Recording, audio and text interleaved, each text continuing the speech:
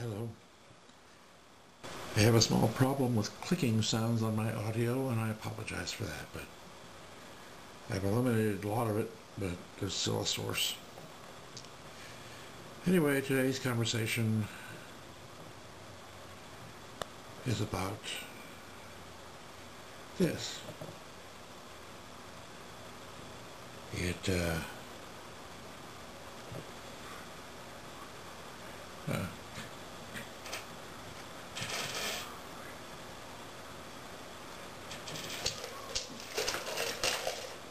I don't know if this will work, but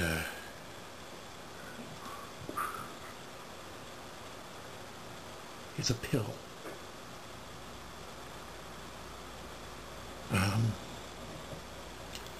I'll turn it over.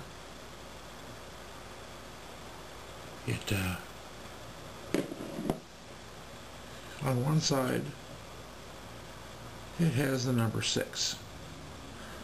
On the other side, it has the numbers 953/10. Interesting thing about these little things right here. You start out in life doing the responsible thing. And what you don't know is that it's a big fantasy.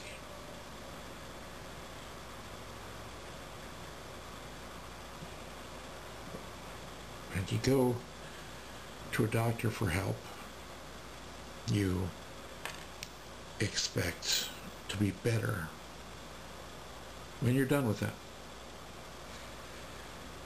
However, there's a form of doctoring which is not really doctor, it's a voodoo. It's like there should be a rattle and talisman and incantations. There are no blood tests. There are just questionnaires. And these questions are interpreted. Actually, the answers are your responses, your who knows what they look at. They are filled with human beings are filled with motives on many levels, and doctors are no different. Doctors want money, power, they want houses, and they want renewable income. They want the steady flow of security. Now, when a normal doctor fixes your broken leg, they have a supply of cash that extends to the point where the patient no longer has a broken leg. But when a witch doctor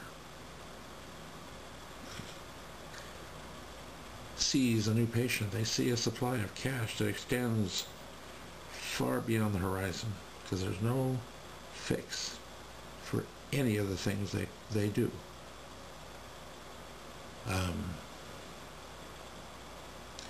For example,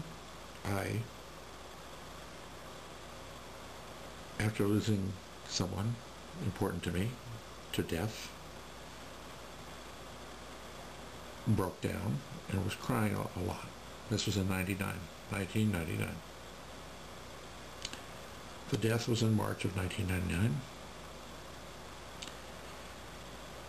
And about sometime in August that year, I started crying finally. Up to that point, I was fairly even. And, you know, human beings do that sort of thing. It's not a sickness.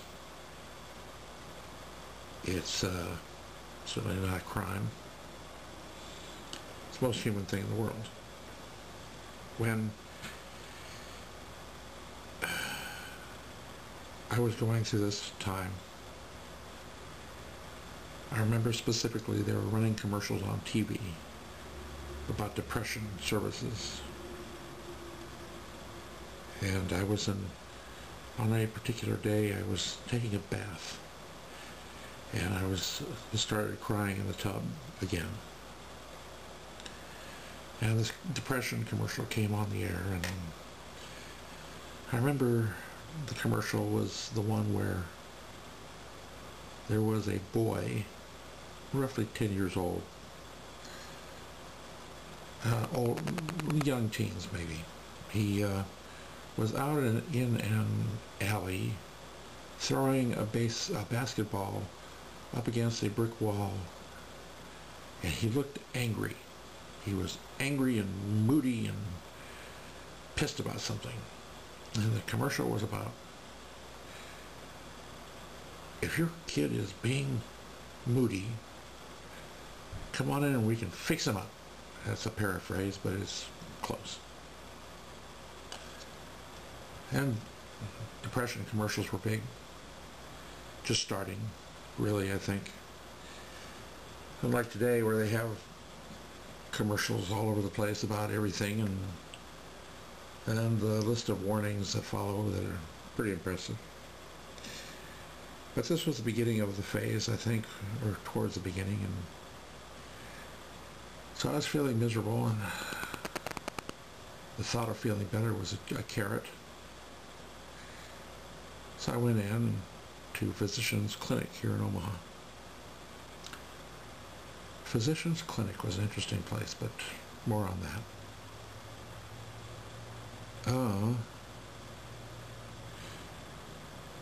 First thing they did was give me a physical. Sound thing to perform on people. I think it's rather a good thing to happen every once in a while. And then they gave me a pill. It might have been Celexa, SSRI, and I was told I'd probably feel something within 30 days. Now that's a great con game. You have to admit, I'm going to give you a pill. Within 30 days, you're going to feel something different. Well, duh. Within 30 hours, you're going to feel something different. Within 30 minutes, you're going to feel something different.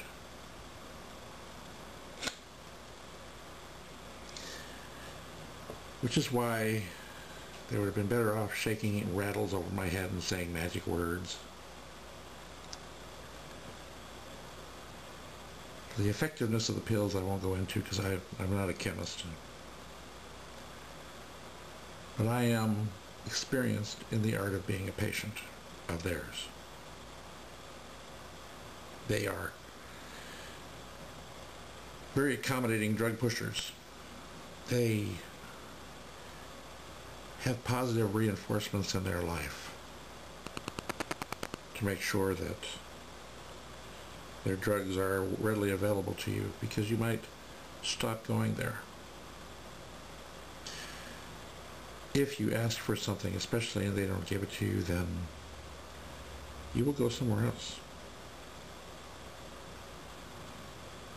So,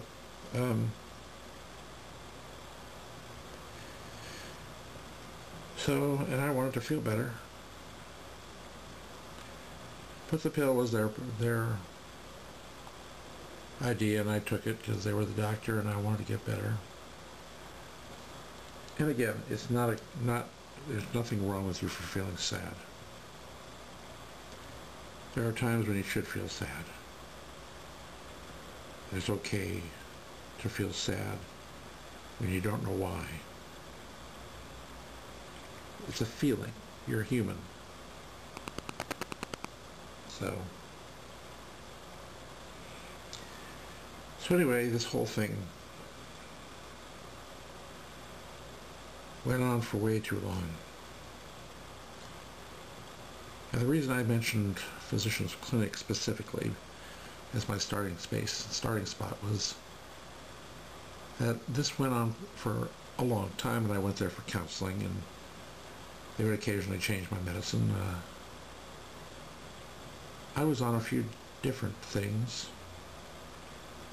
not all simultaneously.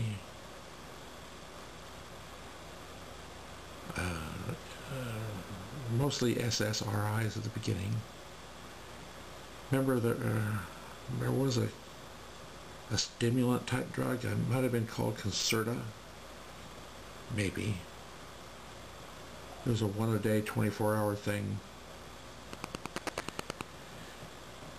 But stimulants are not something you want to play with.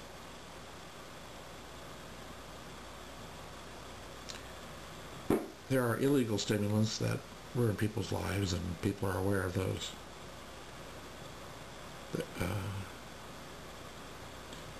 They're made in dubious laboratories, and the hygiene is and safeguards,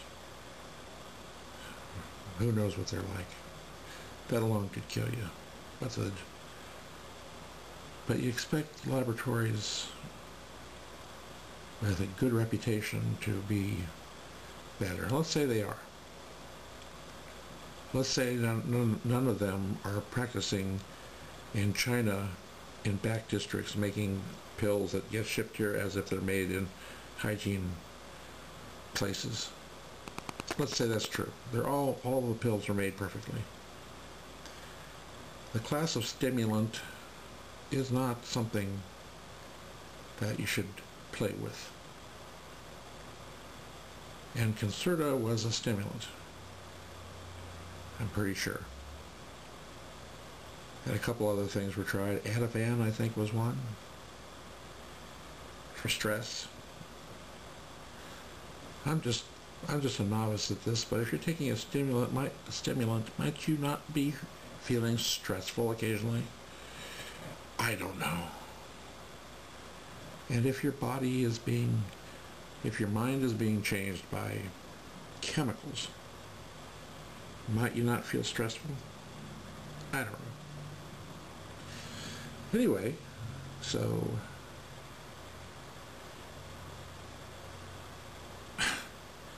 one day, as I left the office of the group physician's clinic, this was maybe 2 years after I started there.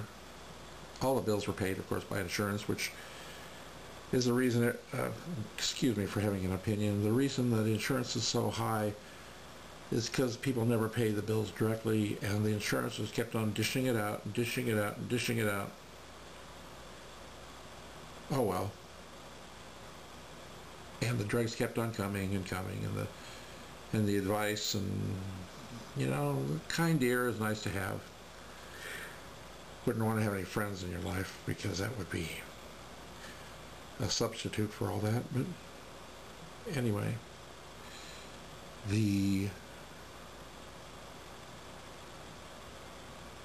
one day when I was leaving the office, they had a survey there. Survey, basically 10 questions asking, how are we doing? Typical business, right? They want to keep the customer happy. Well, took the survey home with me, started filling it out, and I realized these aren't the questions they should be asking. So I wrote them back a letter, 3 pages. I don't know what it said. I don't have it. But it was, see, Physicians Clinic is part of Methodist Hospital system in Omaha. And I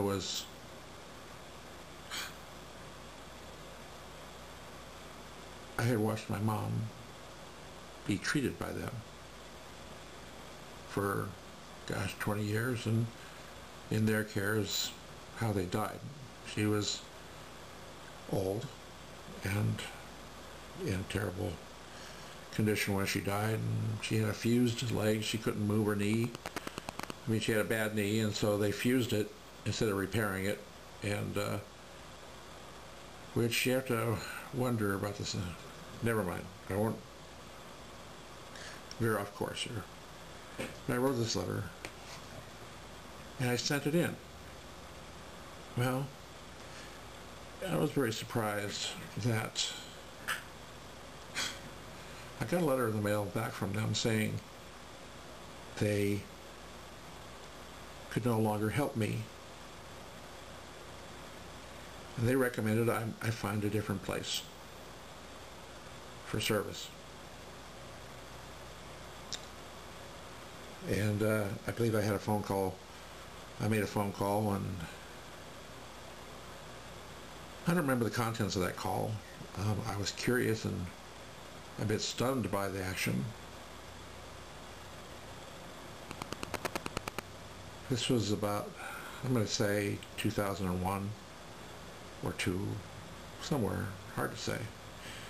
But they just said, after reading the letter, that they didn't feel they could help me anymore. And so it was definitely the contents of the letter. Now think of this. This is my point.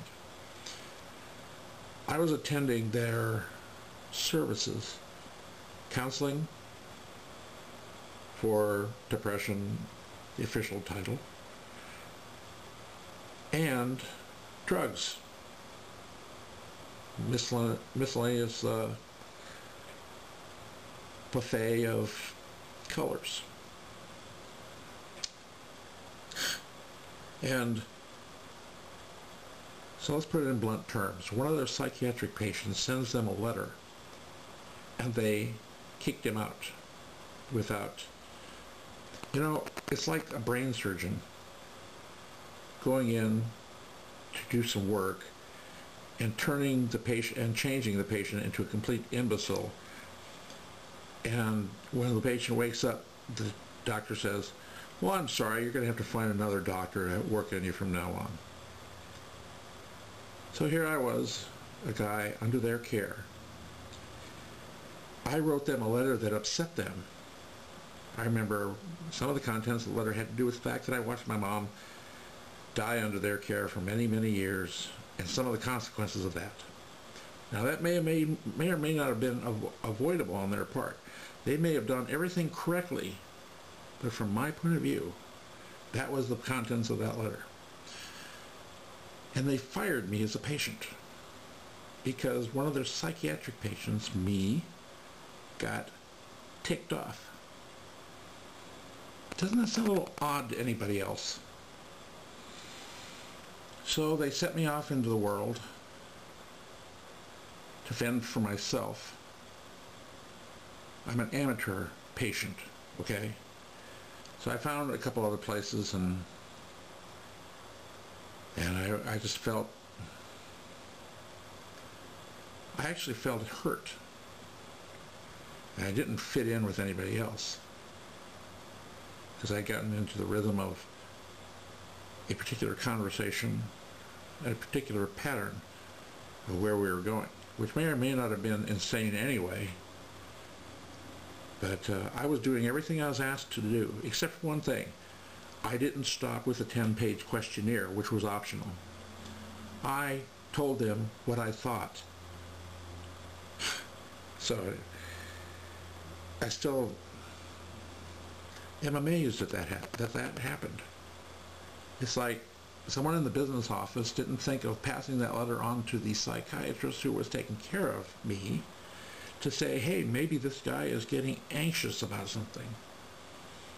Maybe the stimulant medicine you're giving him is causing him to be stressed out.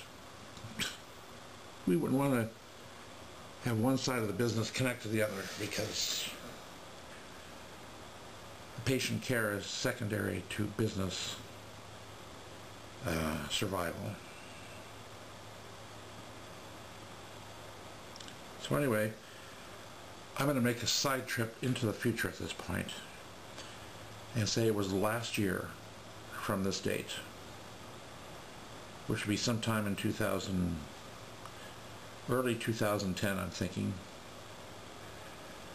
that I wanted to have a tuberculosis shot. And I had no doctor. I never got a doctor, replacement doctor after that. I had no, I don't know, whatever, but I called up Physicians Clinic. I made an appointment. I hadn't called them in a long time. And a few minutes later, excuse me, I got a call from them saying, I'm sorry, we can't have you as a patient. Your file is marked as permanently denied, having to do with a letter. And she said the letter is sealed and I'm not allowed to read it.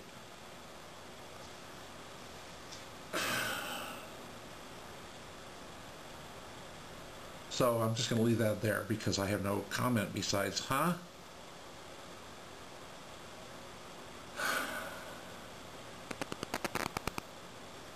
I did say something to her that I thought was important to note, that I told her that, don't you think that this event crucifies you people?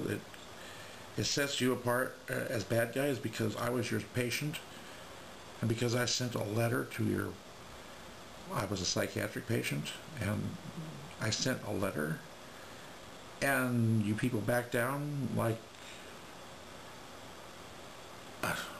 I'm still dumbfounded by this entire situation that a place could do that. Anyway, I can't afford to stay on one spot.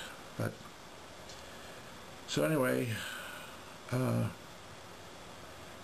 some point in time in my drug-taking career, I was given this little pink pill. It was a dandy little pill.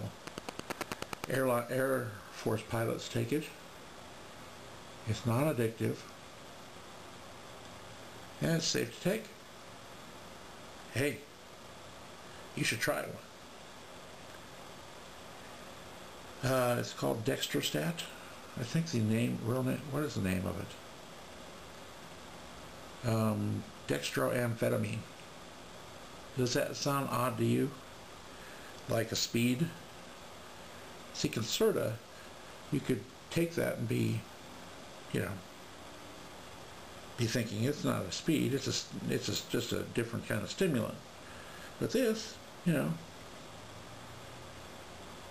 they said it was safe and non-addictive, and I can say it's non-addictive. But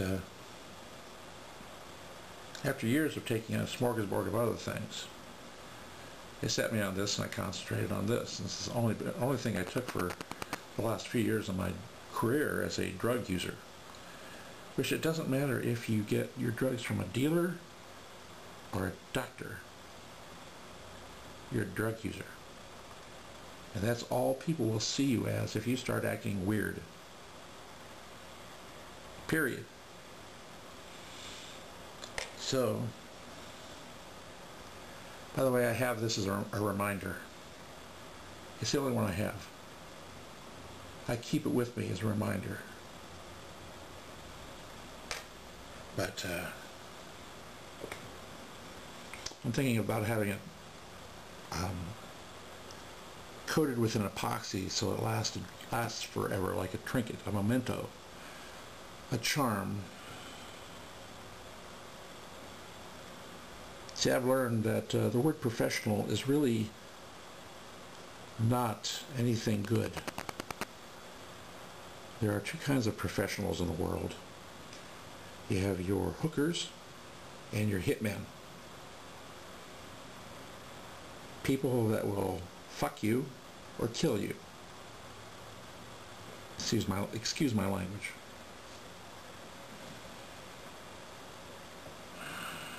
So, over the years, I changed, just in little ways. Anxious. At least I could get back to work. Programmer, important to be able to think. I could work, which was, I did pretty good work. I mean, I believe I would have been doing better work if I was off the crap. But 10 years is a long damn time. And I started out with the best of intentions to do the right thing, to work back into society, and because you can't really spend any time grieving for anybody that's gone, because that's forbidden. You can spend a few minutes, but don't dwell on it, because, you know, stuff happens. Of course, if I were to spend time grieving about the whole thing, because it was an important death, I might have been better off. Alternate timelines are a tough thing to figure out. You never know if taking a left turn back then would have been better or a right turn. So,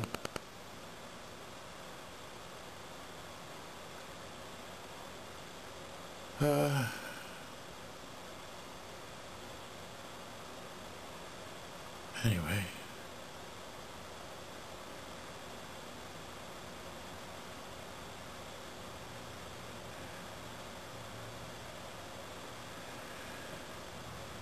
And when, sorry for the pause there.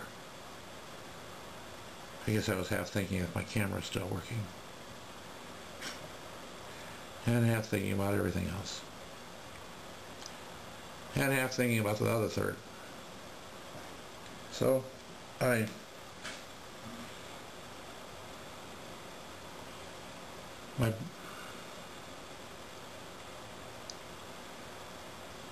as you start to change because of the drug pushers,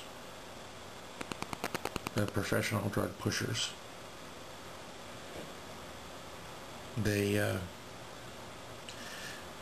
you'll be treated no different than drug users. And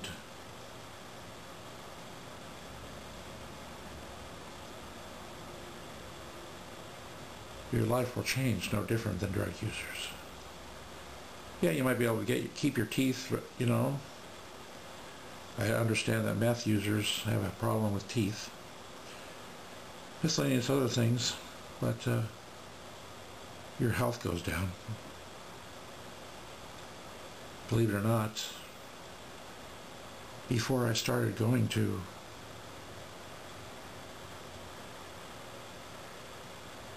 back in 1999, I was a jogger. I would run a couple miles a day for multiple times a week, usually 4 to 5 days a week.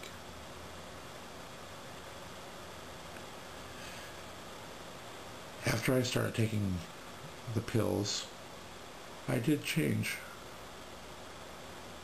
Whether or not that was directly related to that, it's impossible to say, but you know, you cannot take a pill without changing. Even if you take a sugar pill, you're ingesting sugar, and that's going to change you. But anyway, things happened in my life that I still don't know anything about. And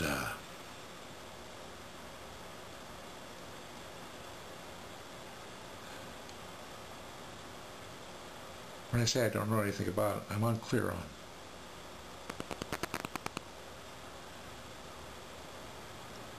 Police are lovers of chaos. If there is a choice between solving a problem through clarity and conversation or increasing the confusion in order to find more problems, even if it means creating more problems, police, it seems, have a natural tendency to increase chaos. I have yet to see police talk. In my 53 years, I have had a few encounters with police. Once in high school, I was taken out of class by 2 brown-shirted Sarpy County sheriffs who knew I was guilty of something. The what is not important because it wasn't true anyway. Plus it was in the 70s, for Pete's sake. They knew I was guilty, and they spent a half hour interrogating me in the principal's office, telling me over and over again, we know you did it, and if you confess now, it'll go a lot easier. But if we come back, we'll lower the boom on you, whatever the metaphors were. That was the gist of it. Police enjoy chaos. It is their job security, just as the pills are the job security of the voodoo witch doctor psychiatrist. One time on the highway, it was exactly 32 degrees outside. It was wet and dark. No lights anywhere, no street lights. And I was worried about ice, and I was the only one on the road. It was a 2-lane highway each way. And this guy came up, sped up, and just tailgated me. And I had no idea. I thought he could have passed me. There was another lane to pass me in, and anyway, he tailgated me forever. And finally, I decided to get off the interstate around Flying J, which is wherever it is, around the Gretna Street exit. And it turned out that's when this cop turns on his twirly lights. And he claimed I drove off the shoulder. But he was tailgating me. And it was later on that I realized that the only reason I swerved onto the shoulder was that I was distracted by the maniac who was tailgating me for a couple miles. In the middle of the dark, on a night where the street was verging on turning to solid ice. And then when he got out of his car, I asked him a couple questions, and he honestly said, "Would you let me finish my traffic stop?" An amazing statement for an insane person, I guess. And I won't go into all of the encounters with cops, but they're insane people. They're self-obsessed, insane lovers of chaos. And I believe on drugs.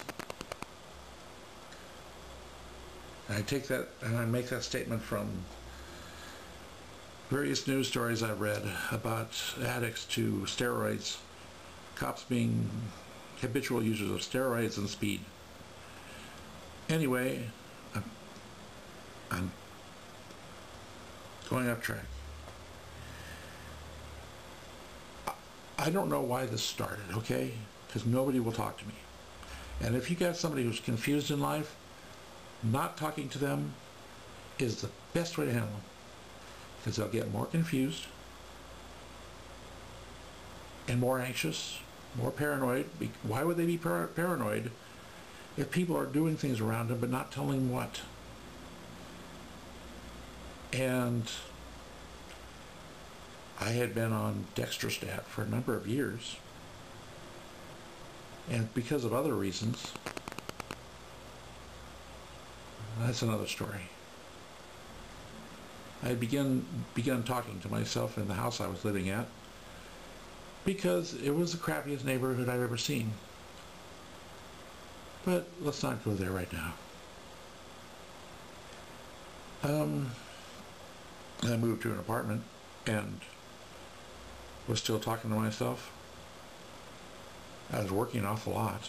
I had working on projects all the time. And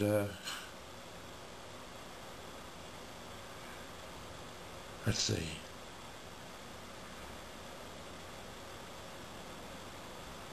I had a car stolen, and it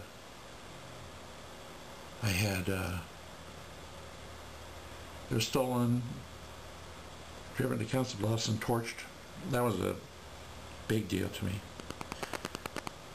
because I liked that car. And let me collect my thought here. Cops started appearing in my life.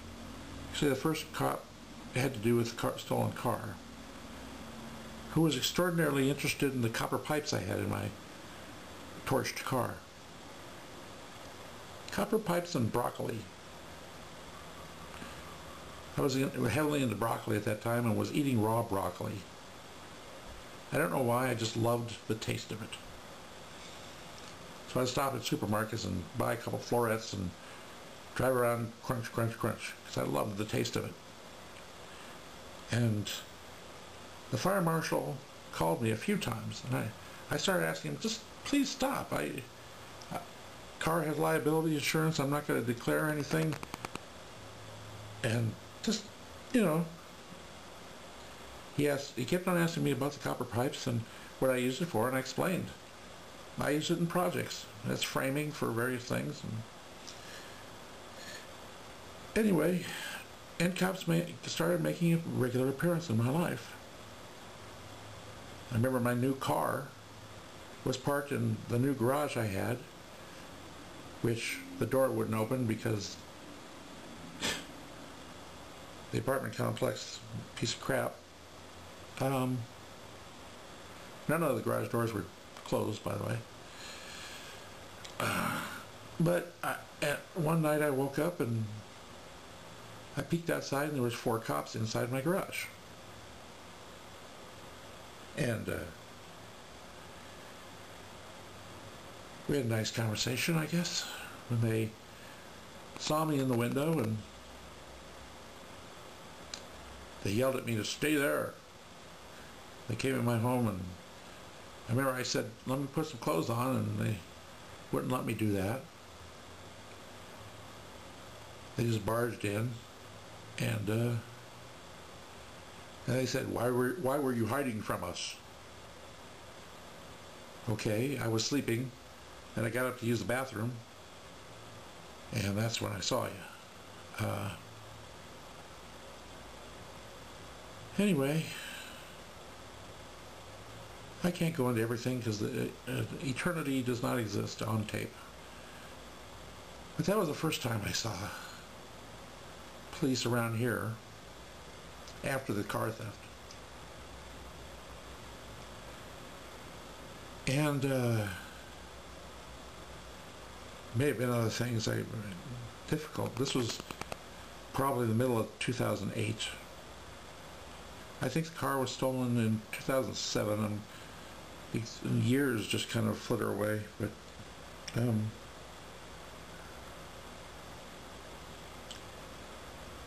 jump forward to January 28th, 2009. And I was working out of town, and I got a security camera video on my email. Showed a cop throwing my front door open, gun drawn with a flashlight, and there was no audio with the security camera. But you could tell he was saying, "Police, come on with your hands up," or some such macho crap. I later told the lawyer, it's like he was getting ready to kill me. And the lawyer said, oh, he would have killed you if you made the wrong move. Which made me feel a lot better.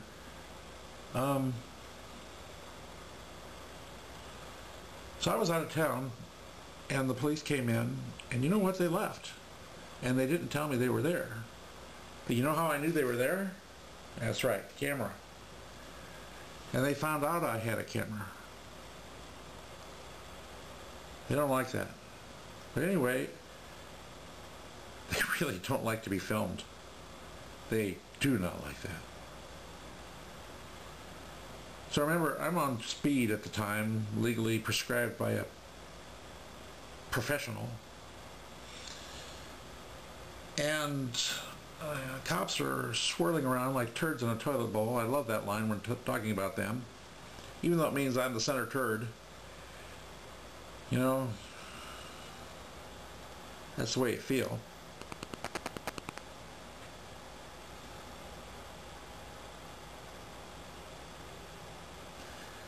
So one thing you want to do is when some guy is confused, you really want to add confusion to his life, as much as you possibly can. So because I was confused, and did I say on speed? prescribed by a professional. We have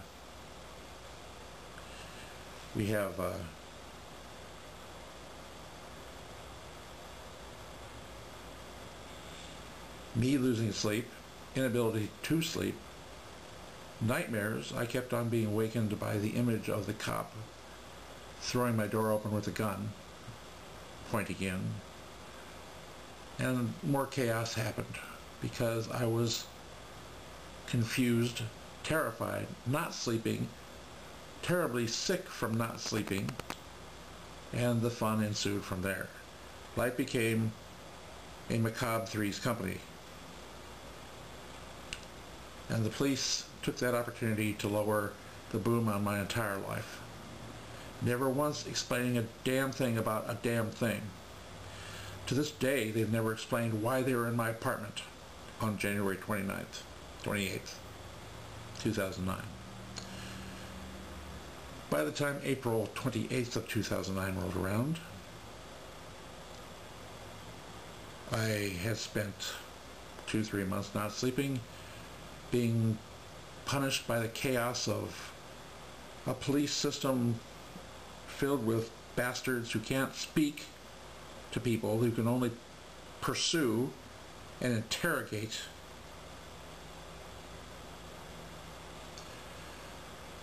And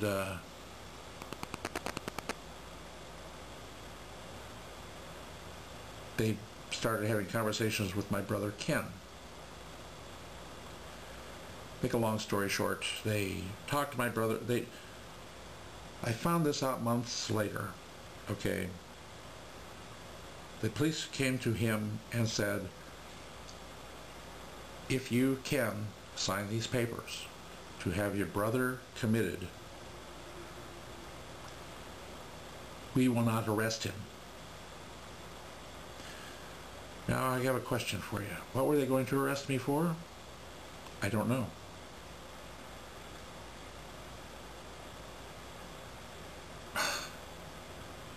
When I say the police don't tell you anything and they keep you in total chaos and confusion, I am living experience.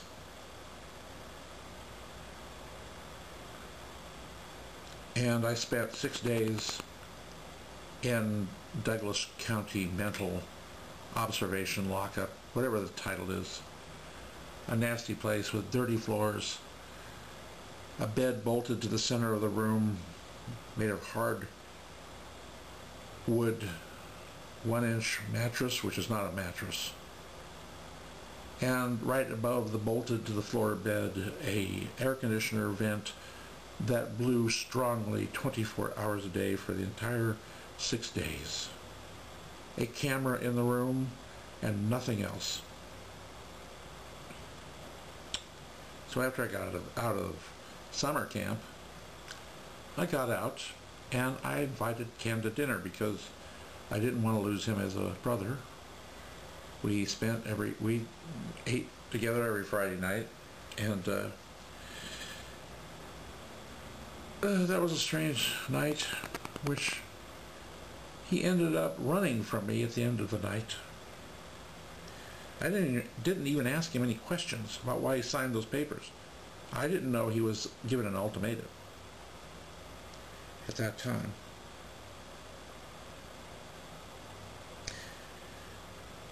And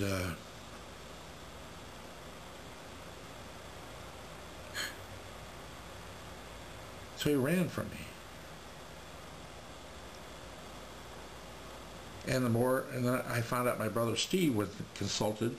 He lives in Chapel Hill, North Carolina. And he knew all about it. And he agreed with Ken that, yeah, I should be thrown in the place. Which, even if true, I was acting a little bit odd from the years of chemical abuse. But remember, legal, prescribed chemicals by a doctor. And I was acting squirrely, but nobody tells you anything about it. I got out and nobody would explain why. And my confusion grew, And the more my confusion grew, the more I asked them questions, and the more they pushed me away. They changed their phone numbers. They changed their email addresses. These are my brothers. Now I'm willing to go back in time and say the police told them a story I'm totally unaware of, which is true. Because nobody ever talked to me, even while I was in summer camp. I think it was about day 4 that this woman came into my room and she said, "Aren't you going to ask why you're here?" And I said, "So you people kidnapped?" There's a video on YouTube on that, by the way. The police, 6 cops breaking my front door open. Remember surveillance cameras? Yeah. Six cops breaking my door open while I was in there trying to work. All of a sudden my front door crashes in. 6 cops break in with guns drawn, as if I'm Charles Manson. And they tie me up and drag me out of my own home. Funny stuff. You gotta watch it. Highly recommend it.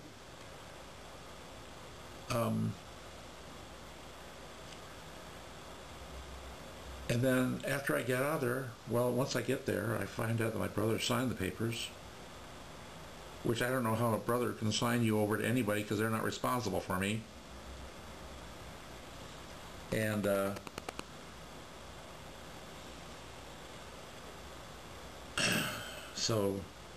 and when I get out, nobody will talk to me. Period. And since April 28th, 2009, nobody will talk to me. And as I became more frantic to find out what happened, they became more frantic to keep me away. Brothers. And I suppose from their point of view, I looked like I was angry, and I perhaps was a bit, considering everything. But the more they refused to talk to me, the more angry I would get. I finally realized on my own that Ken would not have signed those papers on his own. That's when I wrote him. I've written him so many letters over the years, but he responded to this one because I told him I realized he didn't sign that on his own idea, that the police must have come up to him. And that's when he wrote me a tiniest letter back and said, yes, the police came up to me and said, gave me the ultimatum of signing these papers or they would send me to jail. And Ken did not bother telling me what they were going to send me to jail for. And nobody has to this day. This is what, February of 2011? And if you look on YouTube, under the description Omaha Police Gone Wild, you'll see many videos of them. My favorite ones are the 6 or 7 that have to do with them in my parking lot, under my window, shining their lights at my apartment. They thought I was awake, evidently, and they were trying to scare me. I don't know. The only reason I knew these things happened was I checked my surveillance video once a week. What is my point for all this?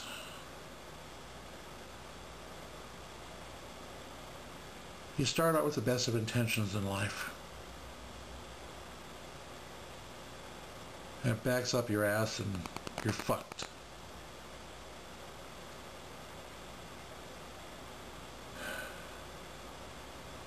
Been alone for 2 damn years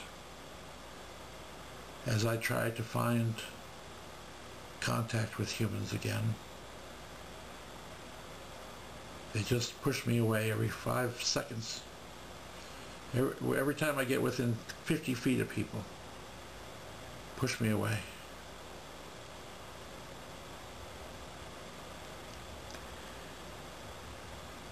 If you go into a doctor's office because you're sad, turn around. Go rent a movie.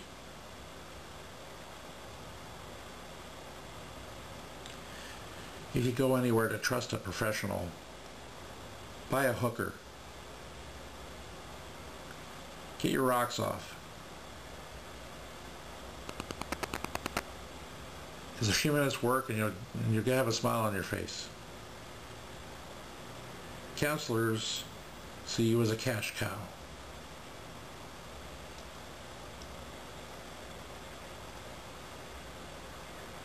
And beyond that, I don't know what to say. I'm sure I have other things to say, but they're not coming to mind after reliving that story.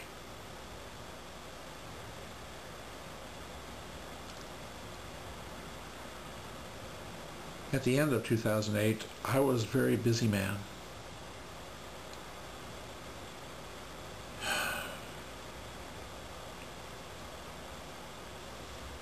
And all of a sudden the police come into my life, and they never tell you what they're doing.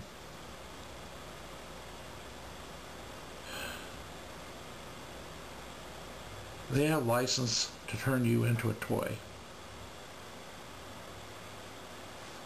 And you're wondering right now, why don't you go to a civil rights lawyer?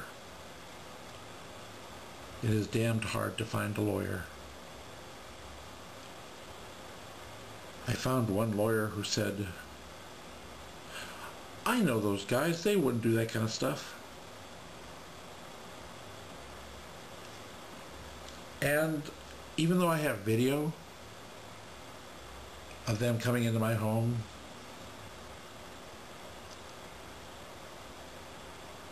you have to present it in the right way. You have to be a showman, and my video is not persuasive.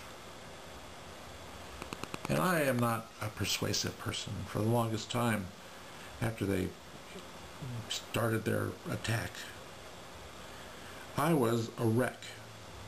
Was tired and sick. I got a kind of pneumonia after being a nightmarish hell of half asleep, half awake. And so you try to go around, and never call, never talk, never ever complain to the police about the police. Never ever do that if you value your life. I remember I tried that once. I guess I'm lucky in a way. I went there and I had pictures printed out. I couldn't carry a video with me because I didn't have it. I suppose I could have carried a laptop, but I didn't think of it. But it wouldn't have mattered because I went in there and I showed the pictures and I explained what happened. And the front cop said, you should get some counseling.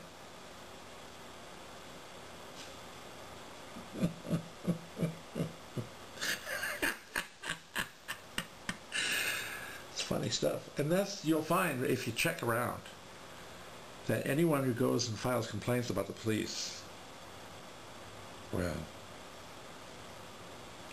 there have been many cases where those people are physically punished because of it. Because the police are not the noble critters that you might think watching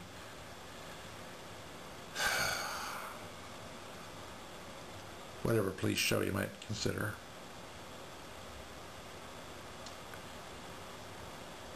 They are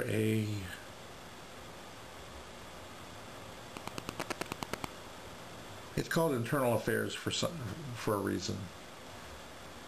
They are for police. And if you talk about them, especially to police, for example, I've talked to police and I told them what happened, and then they'd always respond with something like, I'm sure they had a reason, and they'd wander away. And you're completely alone, because people will always back the police. They assume the police are noble. Whatever. Sounds like sour grapes. Sounds like experience to me. Because remember, I tried to do the right thing.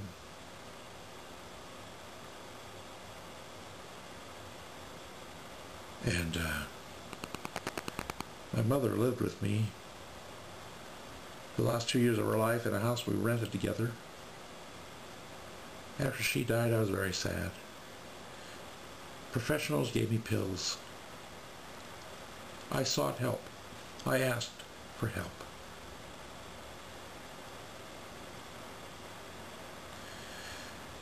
And then when the help made me need help, police stepped in, and instead of making things better by talking, I saw cops tailing me down the street in pairs, paralleling my speed.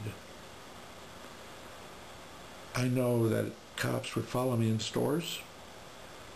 Cops surrounded me in a public park one day and accused me of being a pedophile. And I lost my brothers. I don't even know why. Some kind of insidious evil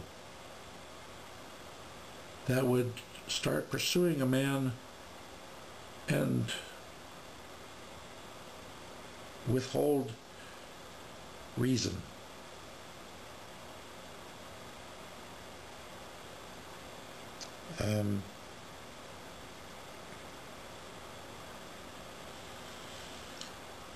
It's evil because it takes the confusion and magnifies it, and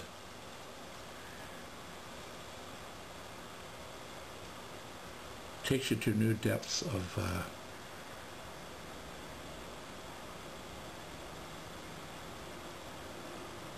insanity. As you try and try and try to build things that used to be, but nobody will allow it. Oh, by the way, I went to my counselor last year, and I needed some advice, and they finally took me off Dextrostat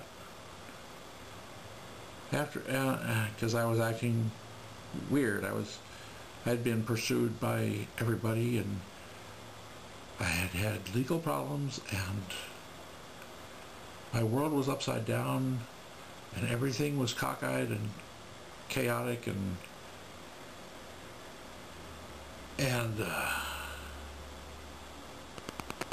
so they finally took me off that. And then this counselor, Creighton Psychiatric on 35th and Dodge. This guy had the nerve to say, "So David, would you mind if I changed your brain chemistry?"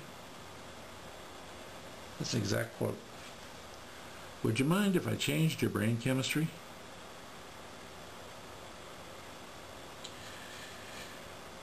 Wow. That's when I left, and I never went back. I'm glad he said that, actually, because it gave me a clear picture of who they were. I believe the man's name was Timothy Leary. He was heavily into drug experimentation, LSD, acid kind of thing. A group of people in the world who believe we're better with chemicals. So